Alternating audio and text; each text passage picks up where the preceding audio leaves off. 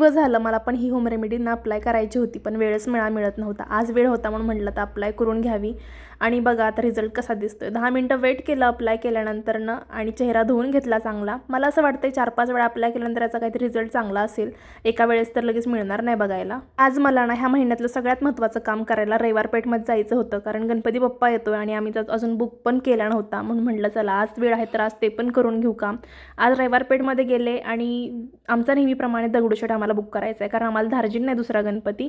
त्यामुळे दुसऱ्या काही जास्त व्हरायटी आम्हाला बघायला मिळाल्या नाहीत. पण मला खरं तर युनिक गणपती बघायला खूप आवडतात आणि बसवायला पण खूप आवडतात. पण आमच्या घरामध्ये चालत नसल्यामुळे आम्हाला दगडूशेठच बुक करावा लागला. तो आत्ता मी दाखवू शकत नाही, काही म्हणजे रीतिरिवाज असतात, दाखवायचा नसतो चेहरा वगैरे असं तसं.